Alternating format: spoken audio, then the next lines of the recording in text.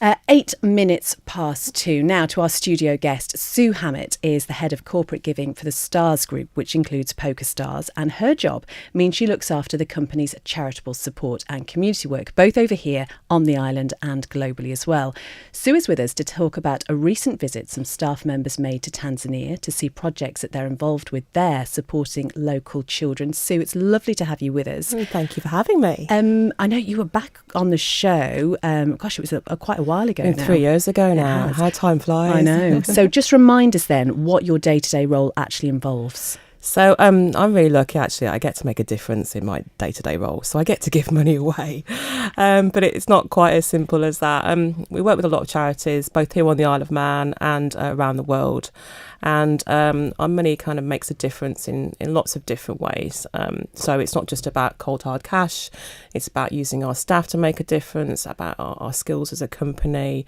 The charities we work with align with us as a business as well about what our activity is. So this recent visit was with a charity called Right to Play, who use sport and games to make a difference to children, to educate them in countries like Tanzania and Uganda, and countries where children are socially excluded through no fault of their own. They may be impoverished. They just grow up in a society where basic education rights aren't the norm like we expect over here. And just how important is it for companies like PokerStars to have this sense of social responsibility, I guess? For us as a company, it's always been important from the very inception of us as a company, crikey, back 12, 13 years ago. We've always been giving back to our local communities. That's really important. And also our global communities, because, we're a company which has, millions and millions of players across the world. So to give back to where we have players and in countries where, that are facing, horrific conditions, whether that be through disaster relief as well. We've recently run an appeal for Hurricane Irma. So it's vitally important, and I think any responsible business should be giving back to charity. Because your name, especially over here, is associated with so many different events, from very small things to the bigger, large-scale events, and I just wonder how you pick and choose. I'm glad to hear that. Our PR team are obviously doing a great job. No, I think I think on the island, we actually, in terms of, donations, it's not an extreme amount, but we do a lot with the small amount that we give away. For example, this show, I think we've worked with about 20 different charities, from doing stuff with the Big Beat at the Villa Marina, which was like a 52-hour marathon of drumming, to working with so many different charities here. And it's great for our staff as well. Recently we did the Relay for Life for the first time. We sponsored that. And we had the big reveal this week, £135,000 raised from Relay. And we gave some medals to people that took part, just small touches that makes a difference to people. And we're really proud of our history here. And it's nice to see that people appreciate it as well. And it's our home. We've been here for over 10 years, so we call the Isle of Man our home. So it's really important for us to give back. And in terms of going further afield and seeing how your money is making a difference elsewhere in the world, we're talking specifically maybe about the Tanzania trip, how important is that for you personally to see how that money's being spent, to see what a difference it's making? I feel quite privileged. Everyone says to me, "Oh, you have a great job," and I do have a great job. I never take it for granted. But actually, to go to places and see the difference that our money is making, it's really difficult to put into words to people unless you're actually standing there and you're seeing the difference. And going out with charities like Right to Play and seeing the work that they're doing on the ground. Really puts into context the difference every single pound is making to children in parts of Africa, in parts of Asia, and for we've been on similar visits with other charities, and it's important to see where that money's going so that we can report back to our staff and our players and say, look, this is what the difference you're making. And we took staff with us this time, and we took 4 staff who are community stars, who are heroes in their own right, who had done something great in their own communities, and they were rewarded with a trip to Tanzania to see what difference we were making. So, we've just done a video, and that's due to come out in the next few weeks. So, really, really proud.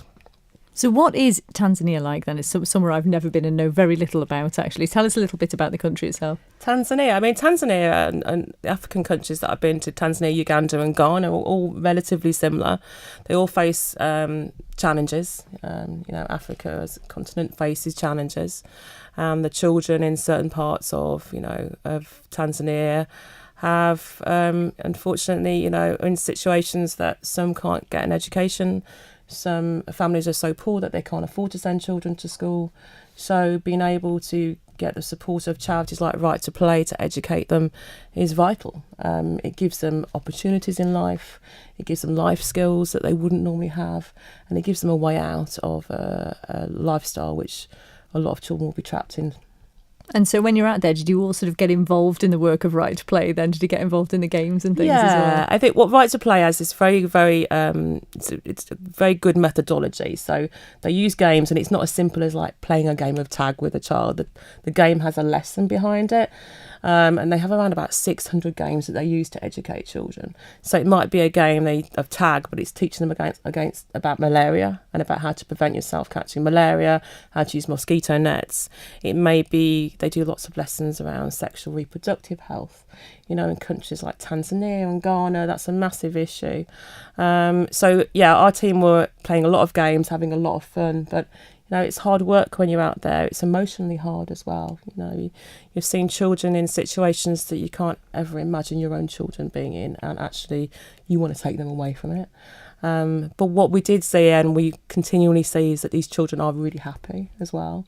They're happy with things that actually you think our children over here wouldn't be happy with, and it makes you feel actually we're very, very lucky, and our children are very, very lucky, and sometimes maybe they have too much. Mm-hmm. I was going to say, does it make you think that when you come back? Because the one place I have been was Malawi, and you do sort of come home from somewhere like that if you go out to the villages, and all you can see is sort of the wastefulness of society, isn't it? Totally. When you think we do have so much, and it does just give you an entirely different perspective, doesn't it? Yeah, I think I speak on behalf of the staff that went. I think they came back with a feeling of what was important, and seeing how materialistic the society is, and your iPads, your iPhones, this, and children out there, actually some of them haven't even seen a phone, and they love to grab our phones and take pictures, because for them it's something quite incredible, and they just have fun playing normal games like I used to do years and years ago on the streets. I was going to ask you about the sort of response you get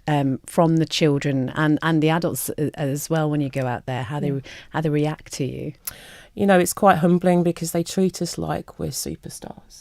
We literally have welcomes like I've never seen. And we pulled up to one school this time, and all the children are in their very smart uniforms. They must be in their best shoes. Or they looked incredibly smart, and then they're throwing flowers down for us as we're walking into the village school.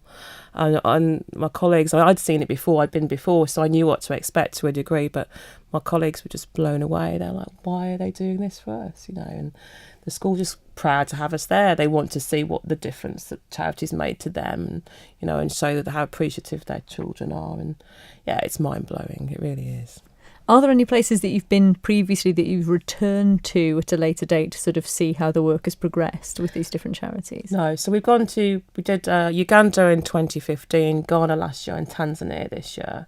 But we worked with Care International, another charity, a few years ago, and we raised money in the wake of Typhoon Haiyan, and which obliterated the Philippines and Tacloban and areas further down, some of the smaller islands. And we went out there a year after to see the recovery process and to witness firsthand the difference that our money had made, because in total we gave them $500,000, and that was raised through staff and players, but also then we matched the donations. So we wanted to see the difference that had made firsthand, and that was quite phenomenal to see. We saw boats that had been swept up into the middle of roads where the typhoon was that strong, and the literal force of the tidal waves had just, boats were still literally situated on the road, and it's about how they were helping communities rebuild their lives a year on, and the difference they were making. So yeah, we do go back and see the difference, but with Right to Play, I think it was getting a sense of the different projects they do in different countries. In Ghana, they work with a lot of different organisations as well. Like they work with an organisation that works with disabled children that might have Down syndrome or conditions that affect them mentally or physically, and teaching them games as well. So it was across the board. It wasn't just children in primary schools. It was young adults that are facing social exclusion as well. So, yeah. And so with regard to PokerStars investment in this Right to Play project, how long term is that? So this is coming to the end of 2017 is our third year, and we're entering our fourth year in 2018, and that will have given our commitment to them over the 4 years to well over £1 million, but that has also enabled us to reach over 1 million children. So we're delighted with the partnership. It not only gives us an opportunity to make a difference, but we've done a lot of other things with Right to Play. We sponsor a sports quiz in London with them, which raises money. We did a massive staff challenge last year. So they really are embedded within the company at the moment as our main charity partner. And I know the Isle of Man has also done some work with Right to Play through their international community development. So not many people probably will have heard of Right to Play, but actually they make a massive difference. And when it comes to local events that are looking for support, how do they apply to PokerStars for that? I see what you did there. I see. Well, a lot of the local charities here know my contact details anyway. So we have a local charity committee that's run completely by volunteers I'm on that committee, and we have a committee in each of our offices, and they get funding from my area. So we meet once a month and look at local applications. So people are very welcome to send an email in to me if they have my email details. I'm not going to put it over the radio now, but yeah, we get a lot of applications in, and every single one is considered and every single one is responded to. And have you got plans for next year's trip? Have you got any other? Not at the moment. I'm sure we'll be making plans early in the new year. It takes a lot of planning, and we'll again be putting a note out to staff to apply to go, and it's about rewarding staff as well. So fingers crossed we'll pick something interesting next year as well. And hopefully you'll avoid food poisoning next time, because you weren't very well, bless you. We were chatting about this earlier. First day there, and a schoolboy error. I had some salad, and they always say don't eat the salad, but I did, unfortunately, and I was off my feet for 24 hours. But it's one of those things. Not great when you're in a strange country, to be fair.